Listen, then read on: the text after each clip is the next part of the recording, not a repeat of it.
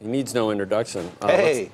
Yeah. Anthony, how you doing? Eamon, how are you? Let's talk midterms in the markets. Joining us now, SkyBridge Capital founder and co-managing partner Anthony Scaramucci.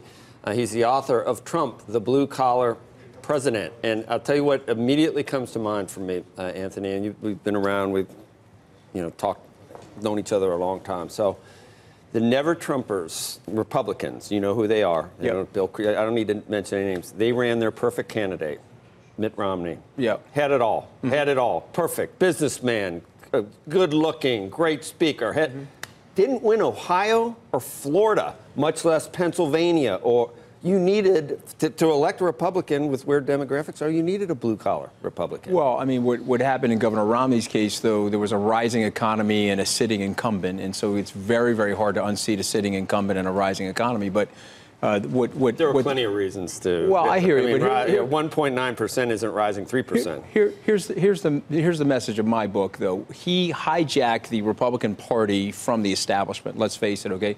The president really did not have a party, okay? He's less ideologically minded than the rest of these guys, but he hijacked the Republican Party from the establishment. Then he reached over to the Democratic Party and he moved their blue-collar working-class constituency over. Okay, to some extent, the same way Reagan did. So calling him the blue-collar president has nothing to do with his background, but it has to do with the gravitational pull that blue-collar families around the country, particularly in Michigan, places like Ohio, places like Wisconsin, where Secretary Clinton didn't go to one event in Wisconsin after the convention. And obviously, he won Pennsylvania, 32-year drought for the Republicans. So listen, you know, he's got unbelievable instincts, and he is a human wrecking ball when it comes to knocking out what does the Trump charm, or whatever it is that he has for these people, obviously it's not charming to everyone, but does it translate to members of the House? Does it, or is there a headwind or a tailwind for local races? So I promised this guy I wouldn't mention his name, but I have a agnostic, non-political hedge fund macro manager, one of my best friends, who called me a day before the November election in 2016 and said he's going to win, he's going to lose the popular vote, but he will win the presidency because of what's going on in these different states. And he won the presidency. This very same person is saying that there are 40 seats right now that are inside the margin of error, and they would not be inside the margin of error but for the president's barnstorming the nation and being this sort of NFL impact player where he's out there. You know, President Obama. 40 seats meaning that they could take the House? Yeah, no, 40 meaning that they're in play, they're inside the margin of error, they could break either way. And if they do, would the Republicans keep the House? Yeah, if they break, the Republicans would keep the House. But you have to remember there's an anti-Bradley effect going on with President Trump. But the question is, though, and Joe's right, he's not on the ballot. His name is not on the ballot, so will it transfer over? Speak to this.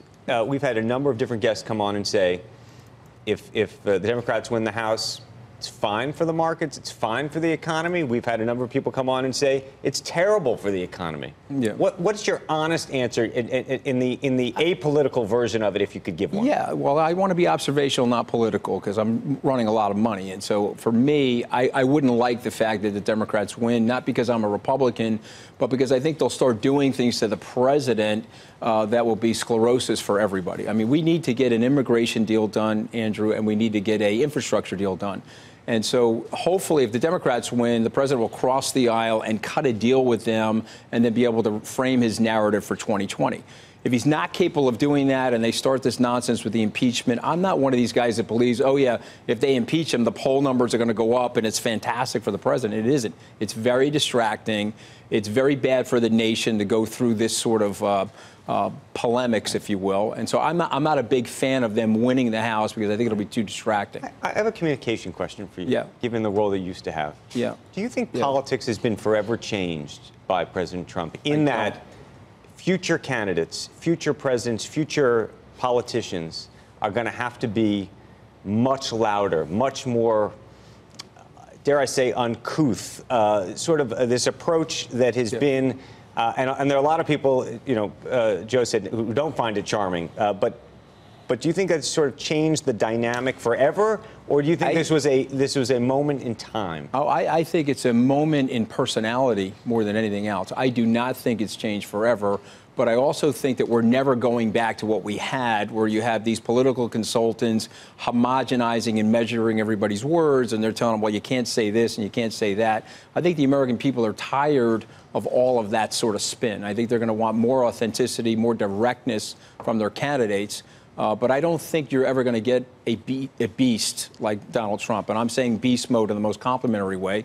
The guy's just steamrolling people. Also, if you're going to play on his playing field, he's going to demolish you. You know, he'll get you taking DNA tests on yourself. He'll get you self-emulating. And whoever runs against him is going to have an internationally recognized nickname for the rest of their lives. Right. Okay, that's just who he is. Anthony, let me just ask you, from the position of running money on this, what do you do at this point? If you're taking a step back and calmly, coolly, collected look at all of this, what are you doing with your... I mean, the rates are going up. They're probably not going to go up as fast as we thought 6 months ago, because a lot of the interest rate sensitive areas of the economy are slowing down a touch. Right. And so the Fed is going to way more emphasize data dependency than they are just rate hikes. And so I think once they start graduating to that sort of rhetoric, the market will rally again. I think the bull thesis is very much still intact. But I am worried about it. And so if you look at SkyBridge's portfolio, about 45% of our portfolio is in adjustable securities. So as rates are going up, we're clicking off incremental cash flow, and we're benefiting from that positive carry. Philosophically, does it bother you that the president's been as vocal as he has about the Fed? And what that may or may not do to at least the perception of independence and the optics around that? Yeah, no, because again, it's personality driven by him.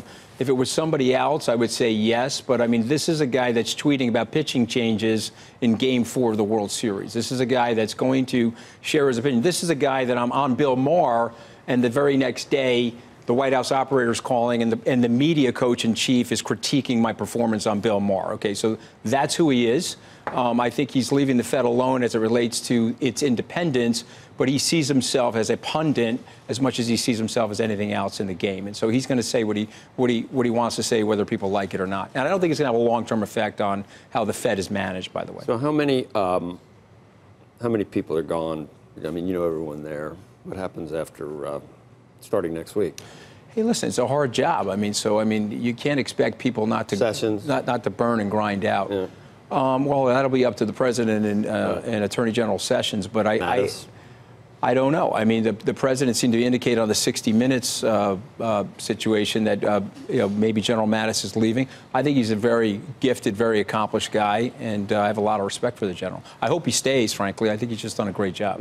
If the economy stays basically, let's say it grows at, I don't know, people are all, you watch everyone with the sugar high and it's front end loaded and all that, but let's say it stays at 2.5%, 2.4. It should do that, Joe. I agree, but no one wants it to, that is an opposition. Does he get reelected in 2020, and how hard or difficult will... This guy gets resoundingly reelected, okay? This guy is a human Swiss Army knife, okay? He's right now pulling out the next utility piece from the Swiss Army knife to figure out what the narrative is going to be in 2020. He already indicated last night that he's got to tone it down a little bit. You saw that interview. Right. What do you think of that? And so, I think it's honest. Real, or is that for a day? No, I think it's honest. I think he knows that there's, and I've said this to him, and I'll say it here on your air. There's a 5 to 7% headwind as a result of the bellicosity of that rhetoric. I believe that. If he tones it down a little bit, let me just point out to you, 3 weeks of Justice Kavanaugh, heavy Justice Kavanaugh in the media. The NBC Wall Street Journal poll went from 42% to 47% on the president. So the media gun off the president.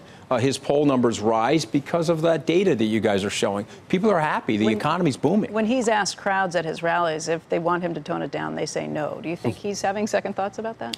No, I think that those are entertainment speeches, and those are speeches to rile up that base. And of course, there's a group of red meat eating people that don't want him to dial it down. But he's got to go after the independents to win the American presidency again. And so he'll find his zone. The crowds in 2016 were, that's his base. That's not enough people to get him elected. And we now know that the excitement really was different in 2006. Does it matter now for local races that he still gets those crowds at his rallies? Is that a reflection of Republican excitement? I don't know. You've got to invite me back tomorrow, and then we'll analyze it. Yeah, and then we'll analyze it. Let me say this to you, though. I think that was the best strategy. Like, if you look at an options analysis of what the president's doing, or a Nash game theory analysis, the strategy of narrow casting to his base to get the voter turnout up, there was no downside for him, because if he doesn't win the House, he goes out there and says, well, Obama didn't win it, Reagan didn't win it, Bush didn't win it. It's tough to win it, but that was his best strategy, that narrow casting. What do you think it means to be a Republican today?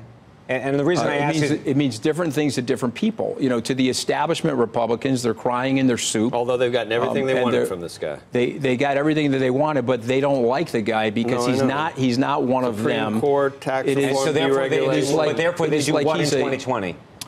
The classic conservative Republican who looks at this and thinks it's a circus does what? Well, still votes for it because they... Well, I think they're reticent, but I think they still vote for it, and then they snicker behind his back in these Washington salons, and they write these nefarious anonymous emails. They didn't vote for him last time. They might vote from this. These very cowardly anonymous editorials in the New York Times. They'll do nonsense like that.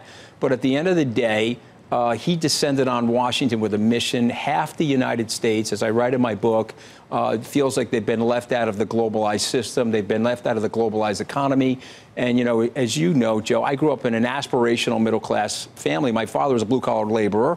My parents never went to college, but that very same family today has moved into the zone of economic desperation, where the real wages are down for these people. And I went on 26 campaign stops with the president. I saw that throughout the country. And I got to tell you something. I spent too much time at Davos and Goldman Sachs and working with hedge fund people. I didn't see it myself. I was in my own little tunnel of confirmed biases. And so what I write in the book, wake up. If you're a Democrat, you should buy the book and wake up and understand how he stole your base. Stop calling these people deplorable and racist and ethnocentric, and go back after them and try to reclaim them. It'll make it for a fairer fight in 2020. Do you have a transcript of the Peter Thiel book? I'm going to plug your Thiel book. You did. Yeah. Did you see the Peter Thiel interview that Andrew did? You got to get it to I didn't Anthony. See it. I'll get it to Anthony. Because in just terms of, I think, calming things down about the lies, about this, about that, about all the you know, sort of the... he was on the talking point. I mean, I know he was, but he's right. He's right about a lot of it. And it's just a calm, reasoned way of looking at what's happening without the hysteria. I mean, there are people... I'm reading it every day. I mean, this election is about the potential for democracy to end if it doesn't go the right way. And I don't know what they're looking. I don't know what they're looking at. What are they looking at in the country? I think that's a mistake. No, what I'm doing these books. They're looking at the tone of. They're looking. So go back and look at U.S. Grant or LBJ, or you think Hillary's tone, or you think her character is higher than Trump's? Look at the results. They're looking at the caravan. Yeah, that's what they're looking at. Go read Hillbilly Elegy or Jim Caravan's Fowler's new book. And recognize that there's an economic divide out there. Get out of that intellectual, academic, elitist, concentric bias. Not you. I'm just saying people in general. And go out there and find out what's really going on in America, and you'll understand why he's going to win again. Give us a couple of epithets before we leave, okay? I love it. Like a really, bad because it's cable. Yeah, I can't it's cable. The good news is I can't get fired again, right? I own my own company, right? I'm like Mayhem from the Allstate commercial. At least I survived the car crash, with your Q rating of the highest Q rating ever recorded. Well, thank you. That's why you invited me back. That's okay? Right. It wasn't my hair. It was my Q rating. Well, the hair didn't stop you. That's hair's not bad, though, right? No. I mean, that's some real stuff up there, Joe. Unbelievable. Yeah. Well, it's real human hair. Anyway, thanks to Anthony Scaramucci, author of Trump, the Blue Collar President. It's good to have you on. And great to be back. Please. Thank you.